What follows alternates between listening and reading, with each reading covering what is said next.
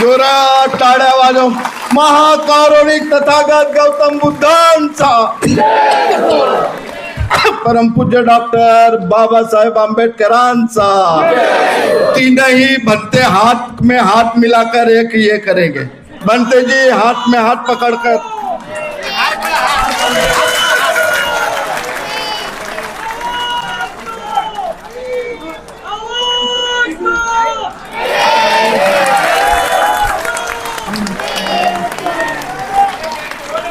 संघर्षशील बनते आगे बढ़ो. महाबोधि महाविहार लेके रहेंगे और महाबोधि महाविहार लेके रहेंगे.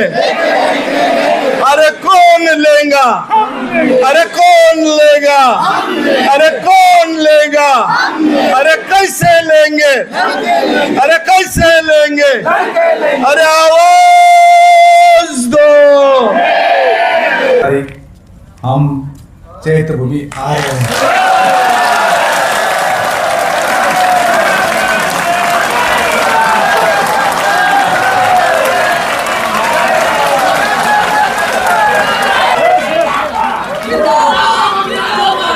हम वादा करते समाज के सामने साक्षी मानकर, परम पूज्य बाबा साहब अम्बेडकर तथागत बुद्ध को साक्षी मानकर वादा करते हैं, आज के बाद जो भी प्रोग्राम होंगे हम लामा जी के साथ करेंगे. क्रांतिकारी नमो बुधाय. जय भीम, जय भारत, जय संविधान. मैं रामानुजाचार्य और आप देख रहे हैं अध्यात्म पावर. दोस्तों, महाबोधि मुक्ति आंदोलन जो बोध गया तक सीमित था, लेकिन अब जो है पूरे भारत में इस आंदोलन ने एक नया रूप ले लिया है.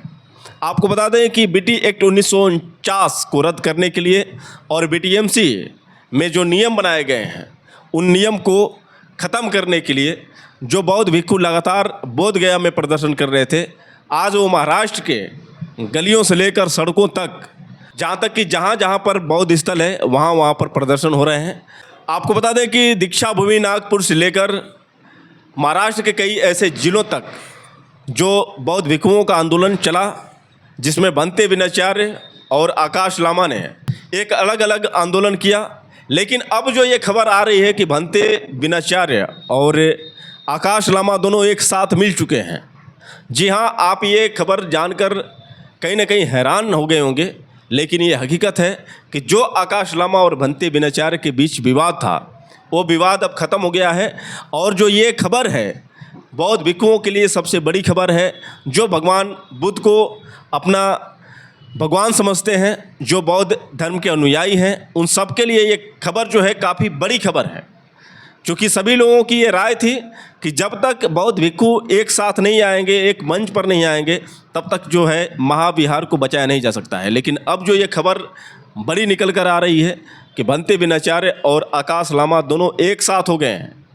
जैसा कि आप पहले से जानते थे कि इन दोनों के बीच में कितना विवाद था.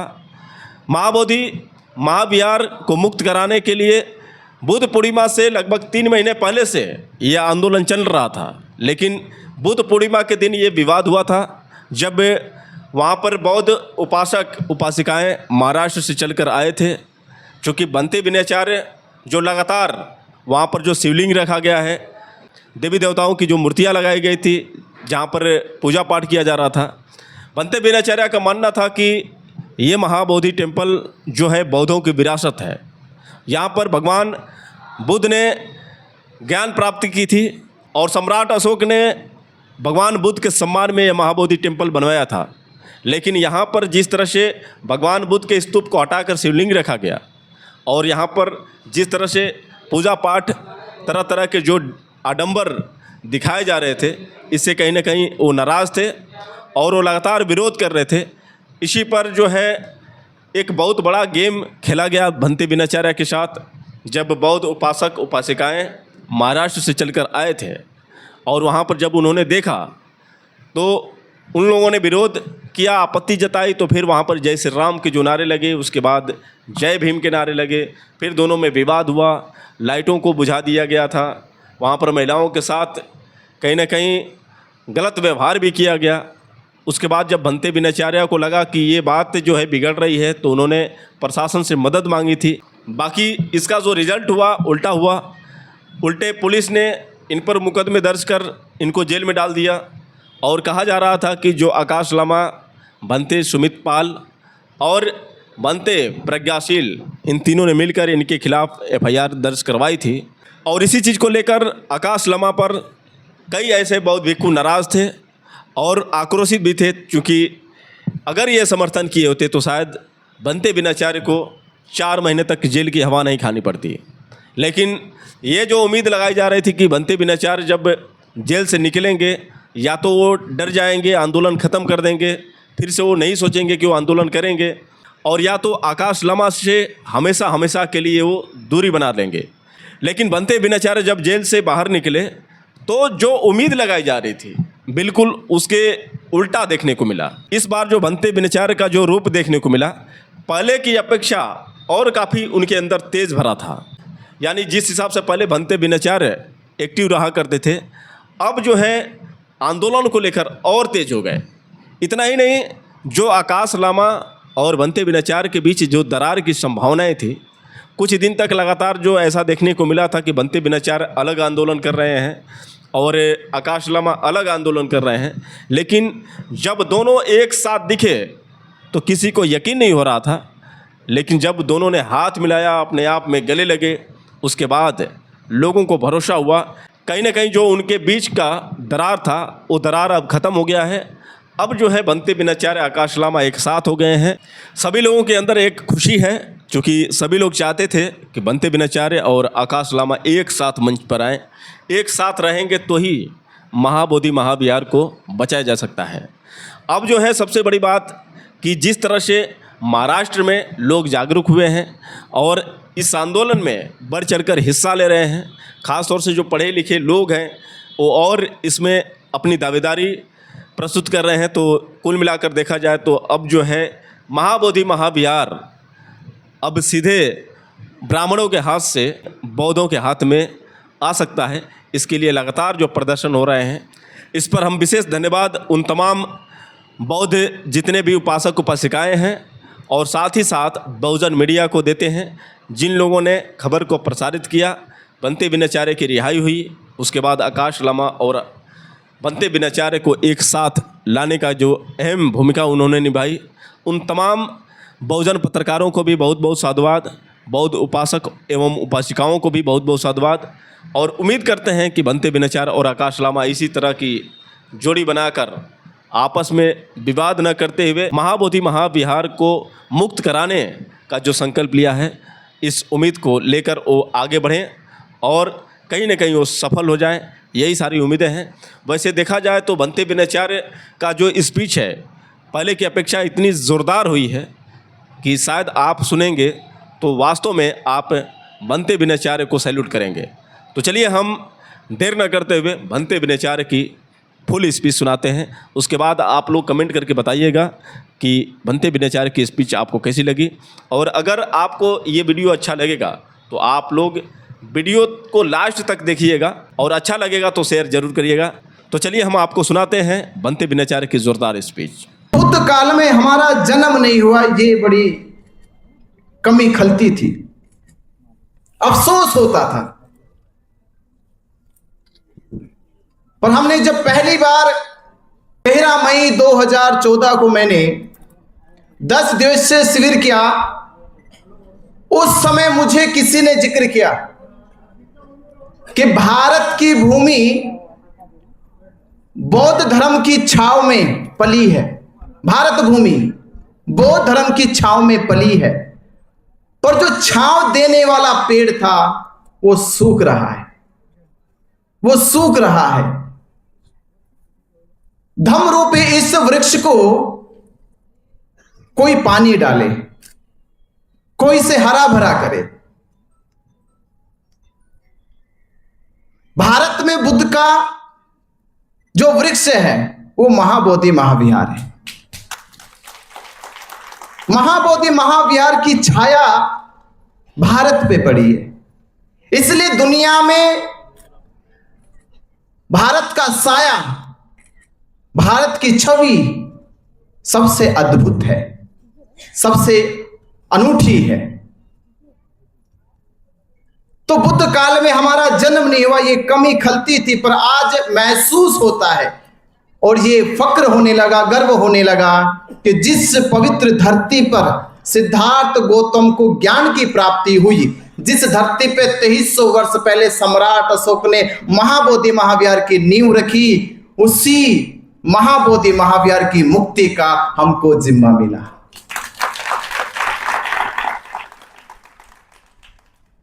ये बहुत जीवन का धन्य है, पुण्य कर्म है आपका। इससे बड़ा पुण्य कर्म क्या हो सकता है?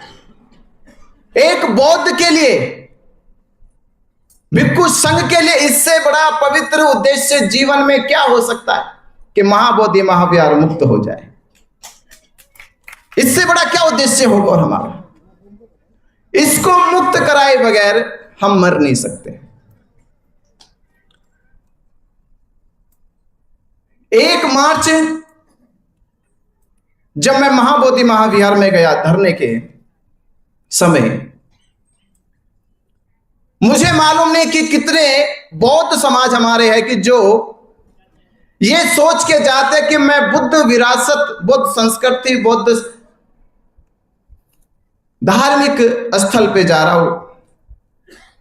मैं अब कहने लगा कि हमारे बौद्ध समाज ने बौद्ध गया गए तो उनके मन में मुझे लगता ख्याल कभी कभी यही रहता हो कि हम टूरिस्ट बन के जा रहे हैं।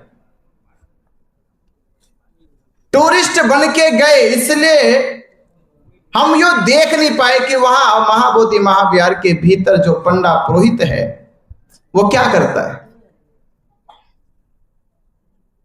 उस दिन अचानक जाना हुआ, मेरे मन में ख्याल भी नहीं था क्योंकि उससे 2 बार मैं पूर्व भी गया हूं। उस समय मुझे कोई मिला नहीं, पर इत्तेफाक था उस दिन वो मिले और बैठे वही पिंडदान श्राद्ध कर रहे थे। और बाबा साहब अम्बेडकर कहते जो सचेत होता है, जो सचेत होता है वो कभी नजरअंदाज नहीं कर सकता। जो सचेत होता है वो नजरअंदाज नहीं कर सकता, वो अनदेखा नहीं कर सकता, वो तो उसे निशाने पे ले लेगा, वो उसे अपने निशाने पे ले लेगा।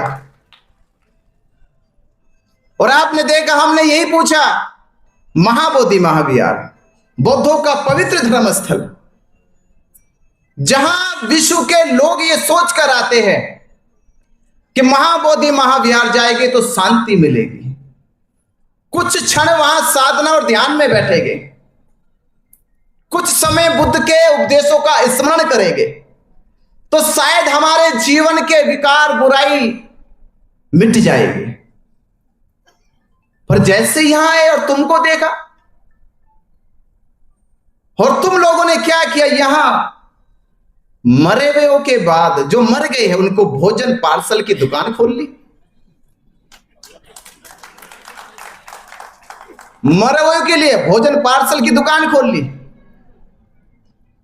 तो हमने पूछा किसकी अनुमति से बैठे हो, किसने इजाजत दी तुम्हें आने की यहां पे? थोड़ा तो ख्याल कर लेते, थोड़ा तो ख्याल करते कि यहां जिंदे जिंदों को निर्माण दिया जाता है, मरे हुए का यहां कोई संबंध नहीं है। थोड़ा तो ख्याल रहता।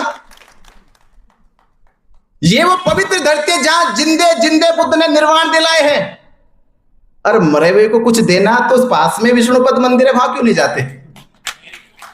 वहां क्यों नहीं जाते? किसकी अनुमति से बैठे ये पूछना मेरा अधिकार है।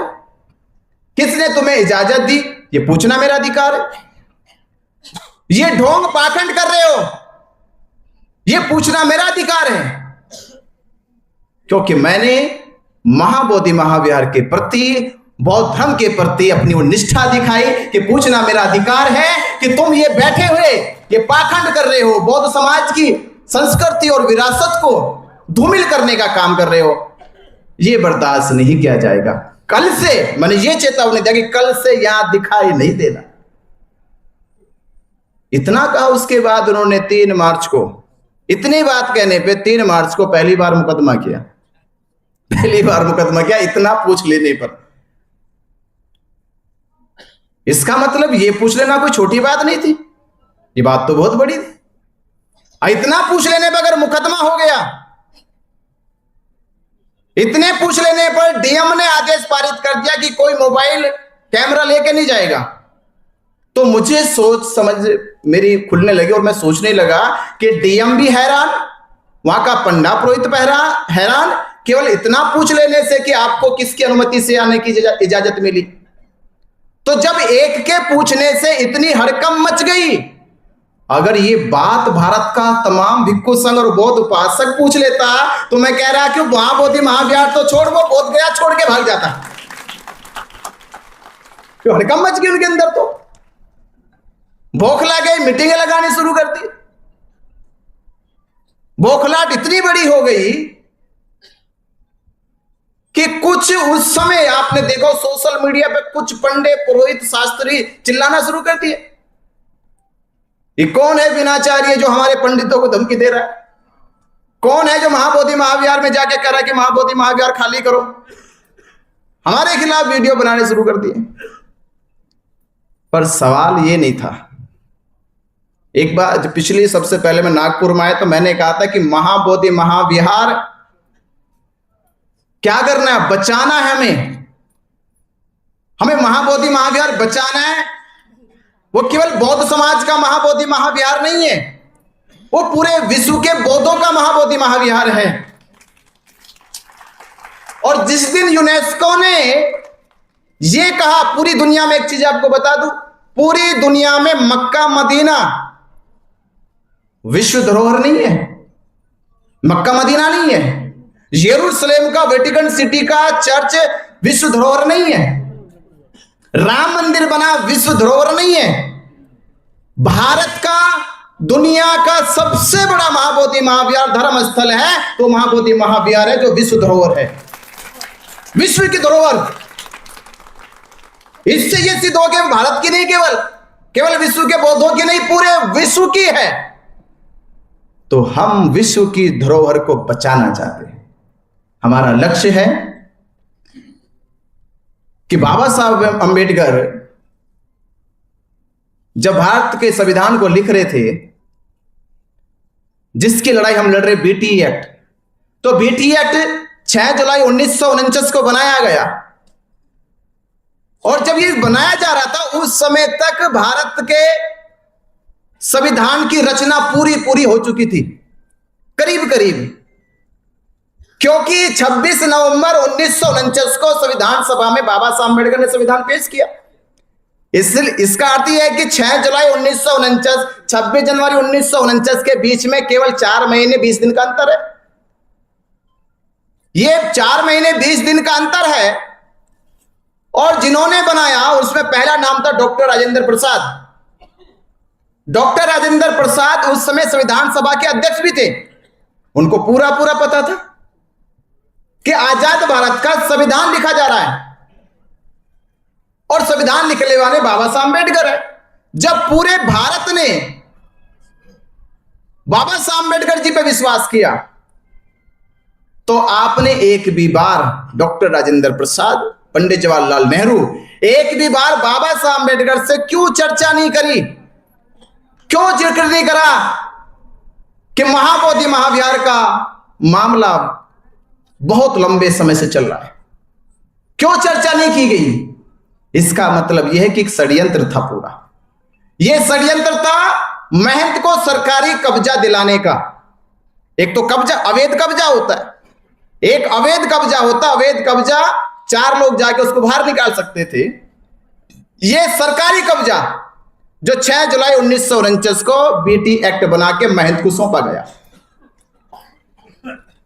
यह सरकारी कब्जे के लिए डीएम को चुना गया सुरक्षा गार्ड में।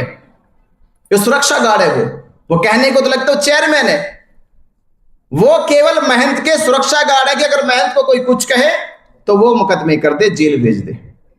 सुरक्षा गार्ड का काम करते। मुझसे अक्सर पूछते रहे। एक बार मैंने कहीं से वीडियो भेजा, मुझे किसी ने कहना कि बनते जी एक वीडियो में कुछ लोग कह रहे कि आप जब जेल गए थे तो कह रहे वो अपने कर्मों से जेल गए। मैंने कहा दूसरों कर्म से कौन कहता है, मैं तो अपने से गया। मैंने किसको कहा कि मैं दूसरों के कर्मों से जेल गया हूं? मेरे ही तो कर्म थे। मैं स्वीकार करता हूं मेरे कर्म थे। हाँ, मेरे कर्म थे कि मैं सम्मान और स्वाभिमान की लड़ाई लड़ते हुए जेल गया। ये मेरे कर्म थे। हाँ, ये मेरे कर्म थे कि नागपुर की महिलाओं ने मुझे टेलीफोन किया और मुझसे रहा नहीं गया। ये मेरे कर्म थे कि मुझसे रहा नहीं गया और मैं चला गया। ये भी चिंता, ये भी फिक्र किए बगैर कि मेरे पे मुकदमे होने वाले।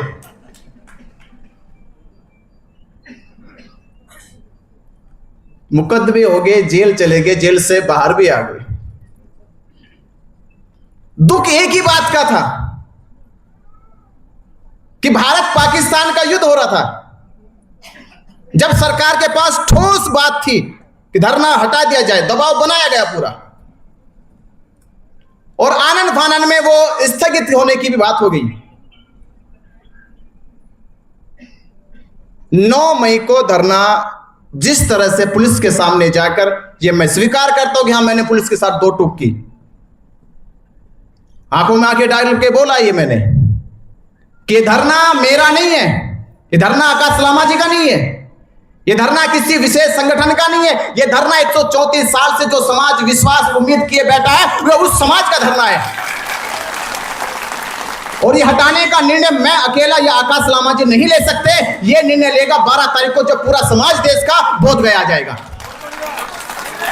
तब समाज लेगा निर्णय। ये हम नहीं ले सकते निर्णय।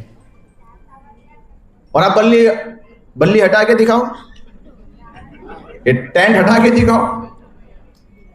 खैर वो हटा नहीं, और कल अगले दिन उनके अच्छे दिन आ गए कि सीज फायर हो गया। तो अब पुलिस बौखला गई पूरी तरह से। पुलिस इतनी बौखलाई गई, 12 तारीख को सुबह 6 बजे, मैं उठा भी नहीं, 6 बजे टेलीफोन कर दिया कि बनते जी आप कोई भी रैली नहीं निकालोगे। मैं क्यों नहीं निकालेगी भाई? कोई भारत पाकिस्तान का युद्ध हो रहा अभी भी? अब तो युद्ध भी नहीं हो रहा, इमरजेंसी भी नहीं है। बोले कि राज्यपाल आ रहा है। मगा आ रहा तो हम क्या करें? हम भी तो आ रहे, वो आ रहे, हम भी आ रहे, पूरे दुनिया से बहुत समाज आ रहे। तो रैली तो निकलेगी, शांति मार्च निकलेगा और महाबोधि महाविहार जाकर महावंदना तो करेगी। ये तो होगा। उन्होंने कहा कि आप कानून का उल्लंघन कर रहे, मुकदमा करेंगे। मैंने कहा आपको मैंने आपके काम से कब रोका है? आपने 3 मार्च को भी किया था, मैं तब भी नहीं रोका, अब भी नहीं रोकता, और करो। हमने अपना वादा किया, हमने कहा था कि हम शांति मार्च निकालेंगे, महाबोधि महाविहार जाएंगे, महावंदना करेंगे, पुलिस से जो होता वो करे, हमसे जो होता वो हम करेंगे। और वो हुआ। इससे वो और बौखला गया। उसको तो बड़े बड़े चैलेंज मिल गए। उसको कहना तो मेरी भाई प्रशासन की एक शक्ति होती है, एक ताकत होती है, डराने की, धमकाने की। वो अपनी शक्ति का, अपनी ताकत का खूब इस्तेमाल करता है। वो आपको डराएगा, तुम पे मुकदमे कर देंगे, तुम्हें जेल भेज देंगे, जिंदगी भर जेल में सड़ते रहोगे, कोई बचाने वाला नहीं होगा। हमने कहा समाज उतना बड़ा है, जिस समाज ने मान दिया, सम्मान दिया, वो भी जेल से बाहर भी करेगा। वो सब उसके हाथ में है। 12 तारीख को राज्यपाल से जबरदस्ती, दुनिया में ऐसा कभी नहीं होता कि बुद्ध पूर्णिमा हो या कोई ईद हो या होली हो, दिवाली हो, उस पे दूसरे काम हो। बुद्ध पूर्णिमा थी तो बुद्ध पूर्णिमा पे किसी को भी बुलाते, कम से कम बुद्ध जयंती पे बुद्ध की पूजा कराते। ये जबरदस्ती कराया गया कि शिवलिंग की पूजा हो और हिंदुओं की आस्था को ठेस, बुद्धों की आस्था को ठेस लगे, बुद्धिस्ट लोग झगड़ा करे, धरना दे, राज्यपाल के खिलाफ जाए, उनके ऊपर मुकदमा करे। उस दिन वो चीज भी नहीं की गई, बर्दाश्त की गई। 13 तारीख को जेल इसलिए गए कि वो आपको पता चला गया। जेल जाने के बाद हमने यही चीज कही कि प्रशासन, आपने 2 मान से धरना हटाया है। क्या किया आपने 15 तारीख को 2 मान से मेरे जाने के बाद, जेल में जाने के बाद, प्रशासन की ताकत नहीं कि 9 मई को हटा सकता था, 10 मई को हटा दे। उसने 15 तारीख को धरना 2 मान से हटाया और हमने जेल से निकलने के बाद ये कहा कि धरना हटा है, पर हम देश में से आंदोलन को हटने नहीं देंगे। देश में आंदोलन चलेगा हमारा। और दो कमी हमें महसूस हुई कि 134 साल के इस आंदोलन में सबसे दो चीजें महसूस हुई। पहली चीज ये महसूस हुई कि 134 साल से तो लड़ाई लड़ी जा रही, पर 400 साल से महाबोधि महाविहार बौद्धों के पास नहीं है। 76 साल से बीटी एक्ट क्या चीज है, ये भारत के कम से कम 90% लोगों को नहीं पता, भारत के बौद्धों को नहीं पता। तो हमें यह करना है कि पहले शक्ति का निर्माण करो, ताकत का निर्माण करो। अगर शक्ति का निर्माण हो जाता, ताकत का निर्माण हो जाता, तो मैं कह सकता हूं प्रशासन तो छोड़िए, देश की सरकार के भी पास वो ताकत नहीं थी कि वो हमारे ऊपर मुकदमे लगा के जेल भेज देती। ताकत का निर्माण करना जरूरी था। ताकत का निर्माण आपने किया। आपको मालूम है आपने ताकत का निर्माण किया 2 अप्रैल 2018 में किया था। 2 अप्रैल 2018 में आपने ताकत का एहसास कराया सरकार को, और एक ही दिन की ताकत ने आपके SC ST कानून में सरकार को घुटनों पे लाकर खड़ा कर दिया। ये ताकत थी उस दिन आपके समाज की। तो ताकत हमारे बौद्धों के पास नहीं है। तो दो काम करने, पहले भारत के बौद्धों को जागरूक करना है, जागरूक करके बौद्धों को एकजुट करना है। और जब भारत के बौद्ध जागरूक होकर एकजुट हो जाएंगे तो हम फिर सुप्रीम कोर्ट और सरकार से कहेंगे कि आप अपने फैसलों को दोबारा से दोहराए। जो आपने कहा था कि राम मंदिर के पक्ष में भले ही कोई भी अवशेष ना मिले हो, कोई भी सबूत ना मिले हो, कोई भी साक्ष्य ना मिले हो, पर यह मामला हिंदुओं के पक्ष में इसलिए जाता है कि भारत के करोड़ों हिंदुओं की आस्था और भावनाओं का मामला है। तो सुप्रीम कोर्ट और सरकार से फिर हम कहेंगे कि सरकार और सुप्रीम कोर्ट ये देख ले और सुन ले कि ये मामला अब बीटी एक्ट और बौद्धों का नहीं है, ना सरकार का है, ये मामला भारत के करोड़ों बुद्धिस्टों की आस्था और भावना का है। इसलिए जागरूकता और एकजुटता करनी जरूरी है। किसी भी आंदोलन की सबसे बड़ी ताकत होती है मनोबल। ध्यान दो, नोट देना, मनोबल सबसे बड़ी ताकत होती है। अगर मनोबल है तो 1 के साथ 100 आ जाएंगे और 100 के साथ 1 लाख आ जाएंगे। अगर मनोबल 1 लाख का गिर जाए तो 1 भी नजर नहीं आएगा। मनोबल बड़ी ताकत होती है, और मनोबल के लिए हमेशा साहस की जरूरत होती है, घबराने की जरूरत नहीं होती। घबराने वाला आंदोलन नहीं कर सकता, साहस दिखाना चाहिए, हिम्मत दिखानी चाहिए। भारत में मैंने बहुत सारे आंदोलन देखे, पर आंदोलनों में हमने देखा जहां आंदोलनकारी बैठ जाता है वो कभी वहां से पुलिस के पास नहीं जाता, पुलिस खुद चल के आती है। पुलिस को चल के आना पड़ेगा, उसकी ड्यूटी है। हमारी ड्यूटी धरना देनी है, उसकी ड्यूटी हमारे पास आना है। वो पूछे हमसे हमारे हालचाल आगे।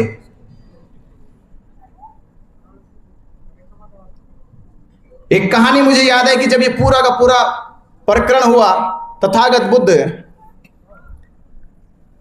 चारिका के लिए निकले अपने भिक्षु संघ के साथ, और जा रहे थे एक सुनसान रास्ते से मई का। और एक चीज कहूंगा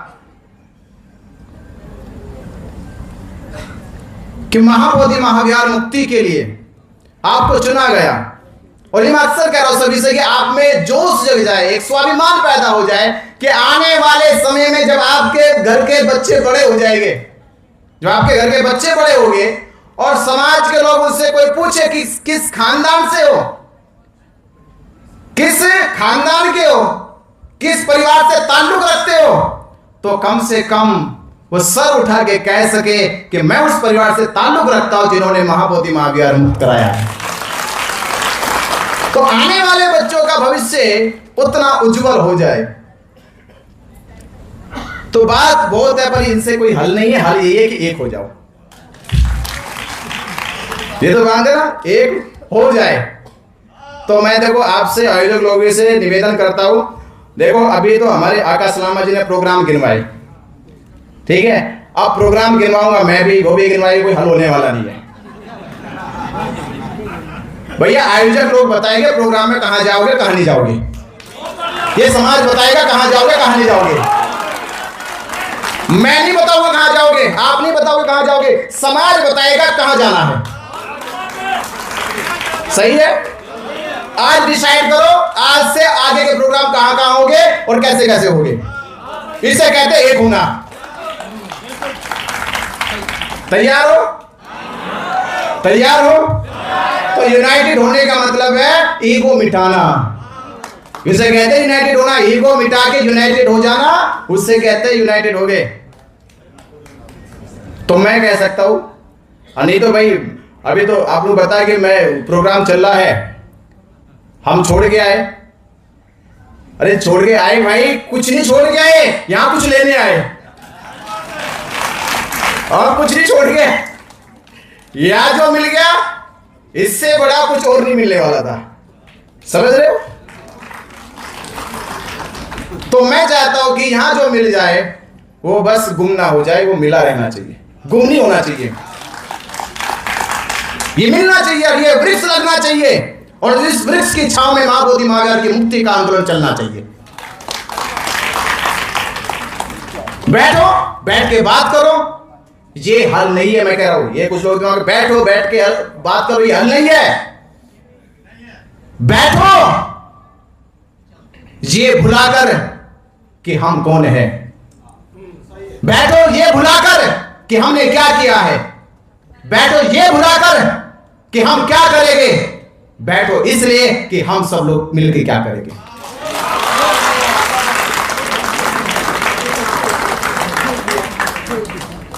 ये सोचना चाहिए हमें। और ये सोचने के लिए 13 तारीख को, मालूम है 13 तारीख को मीटिंग हुई थी। अब नागपुर के लोग थे, महाराष्ट्र के लोग थे, इन्हीं के प्रयास से हुई थी। मैं तो कहता हूं 12 तारीख को बैठे, 12 तारीख को आके आंखों से आंसू टपका टपका का, भंत जी बहुत दुखी है हम तो, ये क्या हो रहा। वहां सुनते थे आंदोलन बहुत बड़ा, बहुत ताकत से चल रहा, यहां के पता चला तो आंखों से आंसू आ रहे। आप इधर बैठे, वो उधर बैठे। मैंने कहा तो कुछ करो भाई। 12 तारीख को निर्णय हुआ, 13 तारीख को मीटिंग हुई, 13 तारीख को भी निर्णय लिया गया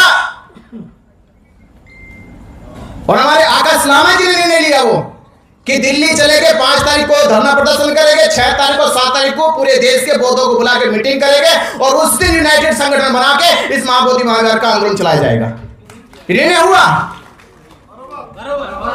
ये निर्णय लिया गया। अब मुझे बताओ, मेरा तो रोल खत्म हो गया, मैं तो जेल में चला गया। मैं तो इस दिन जेल में चला गया तो सारी जिम्मेदारी तो लामा जी पे आ गई।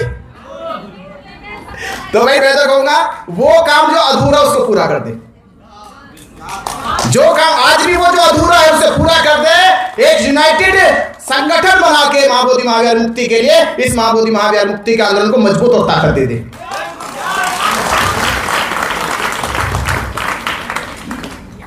और आपने देखा है ये धरती बदंत नागार्जुन सुरेश से बैठे हैं जिन्होंने इस आंदोलन खड़ा किया। इस आंदोलन का हम सब लोग मिलके आदर और सम्मान, जापान से आके इस आंदोलन को खड़ा किया, उनकी अध्यक्षता में ये काम होना चाहिए और सब लोग मिलकर बदन सुरेश सही जी की अध्यक्षता में ये काम होना चाहिए। और महाबोधि महावीर ये पवित्र गाथा गाएगी कि महाबोधि महावीर मुक्ति में बदन सुरेश सही का सबसे अटूट और सबसे अनूठा काम है। तो मुझसे कुछ और कहलवाना है?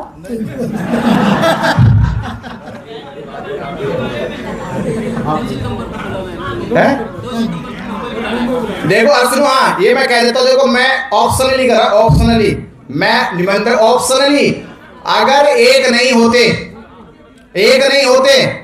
तो भैया 2 सितंबर को माननीय आकाश लामा जी और समाज 2 सितंबर को परम पूज्य बाबा साहब डॉक्टर अंबेडकर जी की चैत्य भूमि, जहां बाबा साहब की अस्थियों को रखा गया, बाबा साहब की पावन पवित्र अस्थियों को वंदन नमन करने के लिए और संकल्प लेने के लिए कि हे बाबा साहब अंबेडकर, आपने हमें धम्म दिया, हमारा मान बढ़ाया। हे बाबा साहब अंबेडकर, आपने हमें 14 अक्टूबर 1956 इसी दीक्षा भूमि पर धम्म दिया, हमारा मान बढ़ाया। ये आपके बच्चे आपकी पवित्र अस्थियों को वंदन नमन करके ये संकल्प लेते हैं, हम महाबोधि महावीर मुक्त करके आपका सम्मान बढ़ाएंगे। तो 2 तारीख के लिए मैं माननीय आकाश लामा जी को आमंत्रित करता हूं कि 2 तारीख को चैत्य भूमि आए।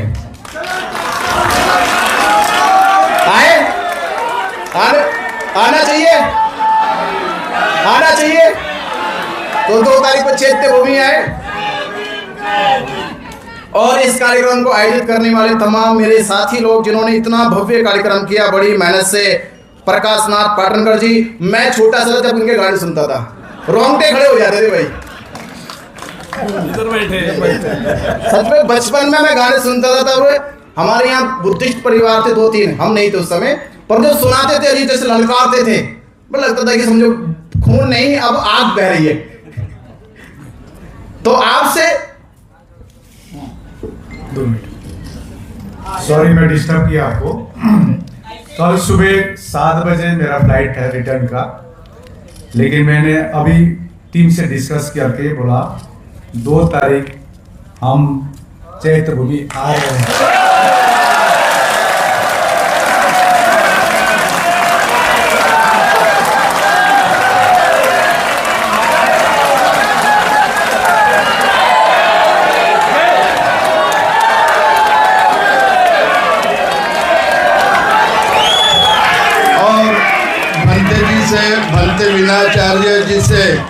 भंते विनाचार्य जी से भी हमारी गुजारिश है कि लामा जी ने जो निमंत्रण दिया वो भी भंते जी स्वीकार करेंगे, ऐसी घोषणा करें।